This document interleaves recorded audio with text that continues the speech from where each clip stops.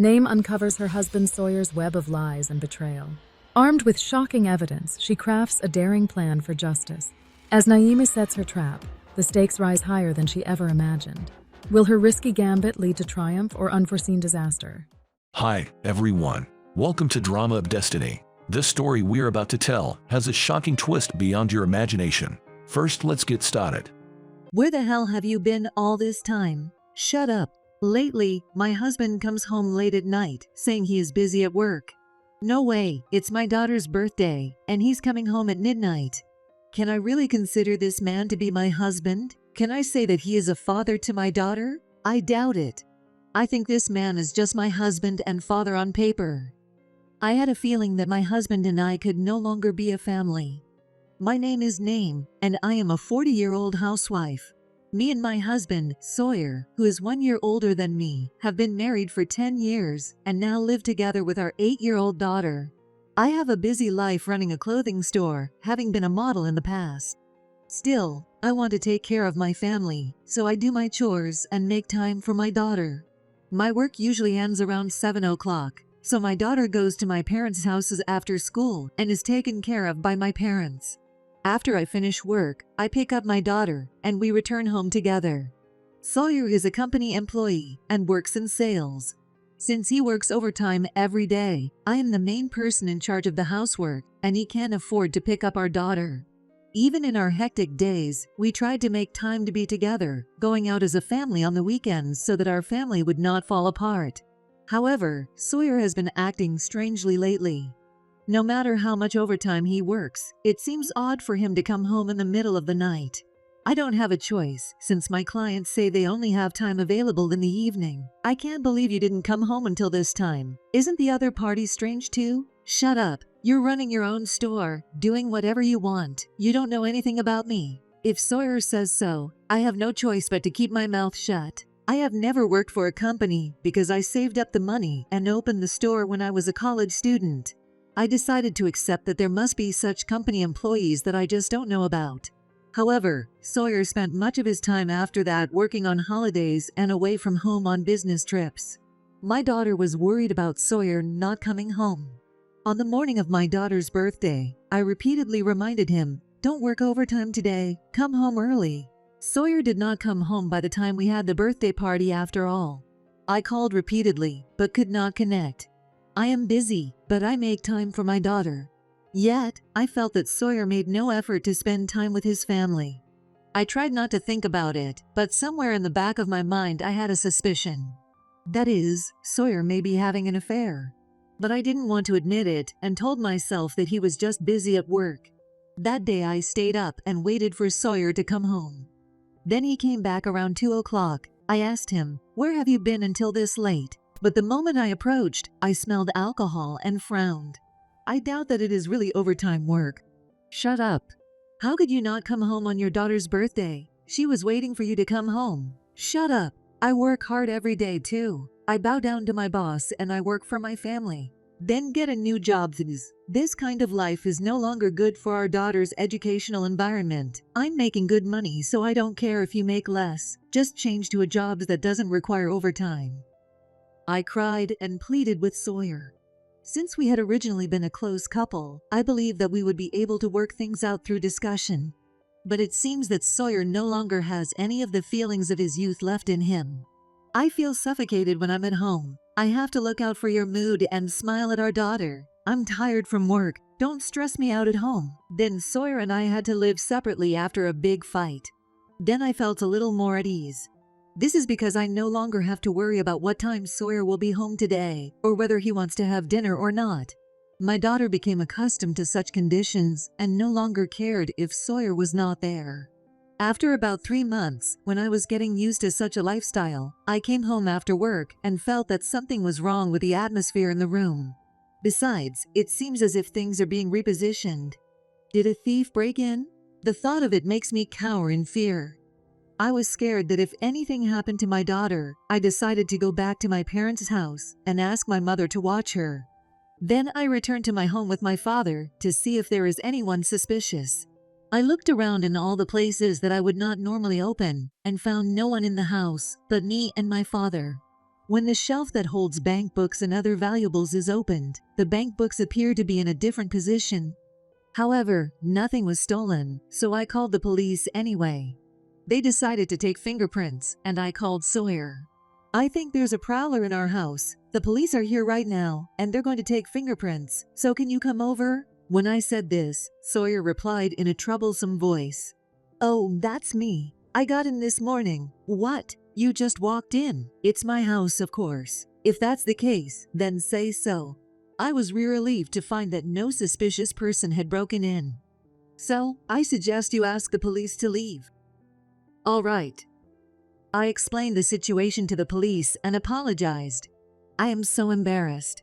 My parents were also very upset for making a fuss, and they seemed to be angry with Sawyer. Here I felt like I was forgetting one thing, but I figured it was just my imagination. But a week later, I don't use cash cards because I always pay electronically or by credit card. Therefore, I don't know how long it had been, but my cash card was missing from my wallet. It is strange that only the cash card is missing, not the entire wallet. I wondered if I had dropped it myself, but then I suddenly remembered. Earlier, when Sawyer said he had entered the house, my bank book had been repositioned. I'm only guessing, but I thought Sawyer might have taken the bank book to look at the balance without my permission and stole my cash card. Sawyer has a key to our house, and if he enters in the middle of the night when we are asleep, I won't even notice if he goes through my bag. However, it has not been confirmed, and it is possible that it was stolen by a third party. Whatever it was, I immediately contacted my bank and had them stop my account. Then I immediately called Sawyer. Hey, you stole my cash card, didn't you? What? No, that's not. Sawyer's voice became slurred. I don't know how he can work as a salesperson with that. I can't think of anyone else but you. Didn't you touch my bank book when you broke in? I'm not a burglar.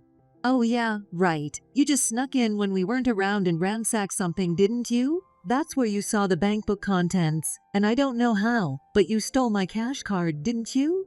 I don't know anything about that. Oh yeah, well, would you like me to take a look at the security cameras? I've been worried since you left because we are two women. You're a coward. That yell would seem to confirm that Sawyer is the culprit. So you admit it then? I don't know what night it was, but you pulled my cash card out of my bag. Oh, I came in quietly in the middle of the night. You always put your bag in the same place, so I knew right away. Well, it was a lie that I put a security camera on, but since this is happening, I'll put it on from now on. Now come and return my cash card, will you? Sawyer was yapping away, but I ignored him and hung up. But the next day, for some reason, Sawyer came to the house with my in-laws. Sawyer called me to say he was on his way, and I left my daughter at my parents' house just in case. I knew I had made the right decision. This is something I imagined on my own, but I thought my in-laws would apologize and Sawyer would return the cash card to me in tears. Please return my card quickly. When I said this, both Sawyer and my in-laws glared at me. Then my mother-in-law said, "What are you talking about? You treated Sawyer terribly, but that's not a way to talk to him. What are you talking about? Sawyer told me about you. He says that you have been a terrible wife to him ever since you got married, leaving Sawyer to do all the housework and yelling at him to earn more money." I took my gaze away from my mother-in-law and glanced at Sawyer. Then Sawyer grinned at me with a victorious look on his face. Does he think he can get my in-laws on his side and use them against me? If my mother-in-law is right, that is no reason to remove cash cards from people's wallets. Strong anger rises. I definitely can't forgive Sawyer, and I feel like I have to do something to get back at him. How am I a devil wife? Sawyer is the worst of the worst. He does no housework, comes home drunk in the middle of the night, lies and steals people's things. I don't recall doing anything like that, but if that's how he felt, then that's how it must be, right? Unless Sawyer is lying. Are you saying Sawyer is lying? Next, my father-in-law raises his voice. Does he think that if a man yells at a woman, all she can do is be scared? Even with this, I have dealt with many different people as president. How could I possibly be scared by this? When I remained silent, Sawyer, perhaps on a roll, said, "I'm not lying. I'll take your savings as alimony." If you don't like it, then we're getting a divorce. Your income is joint property of the couple, so you can't sue me to the police. Yes, even if there is $200K in my bank account, I can't sue you because a family member took it out. Sawyer apparently did not tell his parents the amount of the bank book deposit. Both my father-in-law and mother-in-law were surprised, each with a loose-lipped look on their faces. They probably think that if that money goes into Sawyer, my in-laws will be able to piggyback on it. Your savings of $200K will be divided among my family. If you disobey me, you will get a divorce. Get out of this house. Furthermore, Sawyer told me so, to which I responded with a chuckle. I will give you that bank book and we will get a divorce. I didn't feel like you were necessary for my daughter and to have a life together.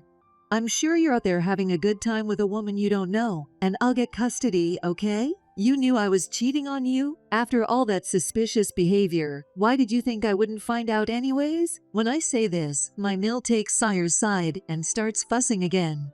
It's your fault. I don't know if you think you're so great, but it seems you're rejecting Sawyer. I was against a wife like you from the very beginning. To tell you the truth, if Sawyer came home drunk in the middle of the night when I was about to go to bed and suddenly pressed me, even if it wasn't me, I would reject him.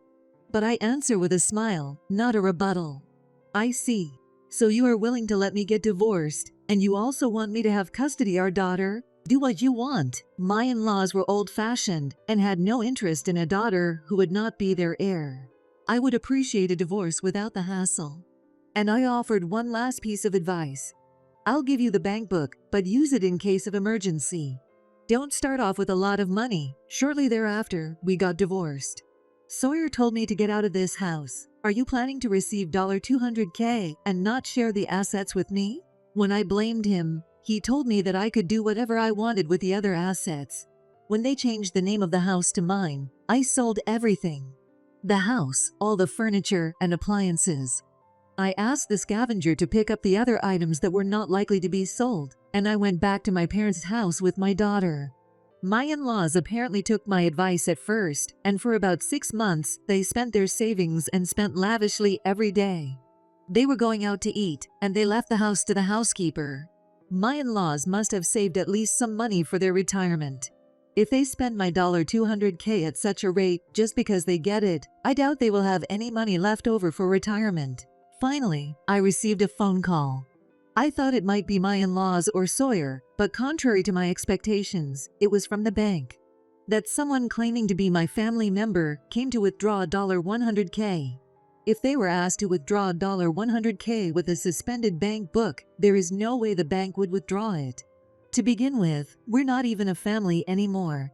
I don't know if they are family members or not, but there is no way they can withdraw money from my account without power of attorney. But I wonder if my former in-laws know anything about this. From the bank's point of view, it would look like some shady people claiming to be my family brought them a stolen cash card. I immediately headed to the bank. When I was led to another room, my in-law, Sawyer, and even the police were there. My mill turned teary-eyed and squinted at me. Name, I couldn't withdraw the money. What is going on? They said we brought a bank book that wouldn't work. I suppressed the urge to laugh it off and explained in a calm tone. Of course you can't use that bank book. I had that bank book suspended when it was stolen. I had them change the account number to another one right away. I didn't expect that you wouldn't try to withdraw the money until now. I tried to withdraw, but when I put it in the ATM it wouldn't work, so I went to the teller. You are one hell of a lying bitch to cheat me like this. Your lies are way better than mine. You said I was the devil's wife who pushed all the housework on you and told you to go make more money. You said you were busy at work and pushed me to do all the housework. I told you that you should find a job with less overtime, even if it meant making less money. You're the one who's lying. I yelled at him, and Sawyer rolled his eyes in surprise. It seemed to those around me as though I was right when he did not refute me.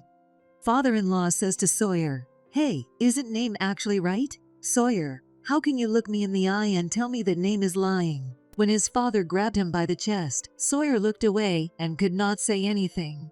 So I continue.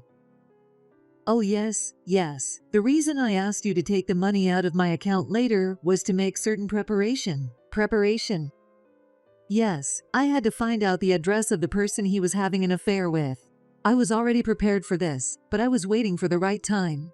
I've been waiting until you guys would get into some financial trouble and start accessing to my account. I giggled and Sawyer started yelling at me. You want to hunt me down so bad? But then my in-laws got down on their knees and started apologizing. Naimai, we're sorry. We didn't know. We were deceived by Sawyer. Please forgive us. Sawyer was shocked and stunned when he saw them. I leave him alone and turn my attention to my in-laws. I don't want to do anything to you. My target is Sawyer alone. When I smiled at Sawyer, he turned pale and sat down on the floor, clinging to the in-laws. Father, mother, forgive me. Help me, help me. However, the in-laws are already ready to give up on Sawyer. Get away from us. If you hadn't lied to us, this wouldn't have happened. We would have disowned you already. The in-laws and Sawyer started a mud fight. I apologized to the people at the bank and told the police what happened. The police left, as there was no incident, and I left them alone and went home. Those three will be kicked out of the bank soon. Then Sawyer was kicked out of his parents' house. Not only he didn't get my $200K, but he also demanded alimony and said he couldn't pay it because his savings were already gone. He wanted to pay in installments, which I refused to do. Sawyer made debt and somehow paid me. The cheater asked her parents for help and paid her portion of the alimony to me in one lump sum. However, he had no money to spare and gave up on Sawyer, who tried to rely on his affair partner, who dumped him harshly. Sawyer, now alone, seems to be living an empty life, struggling to pay off his debts. The in-laws, too, disowned him in anger, but they regret cutting ties with their only son. Now they both look gloomy every day and are far from happy. My parents are now able to look after my daughter, and I am able to work with peace of mind. But I still cherish my time with my daughter as much as ever. My daughter loves my parents, and she doesn't seem to mind that Sawyer isn't around anymore. The family name change had caused her a lot of hardship for a while, but from now on I would protect her so that she would not feel insecure about her family matters. Thank you for watching the video until the end. If you enjoyed the story, please give it a like. If you're interested in other stories, please subscribe to the channel. I'll see you in the next video. Thank you very much.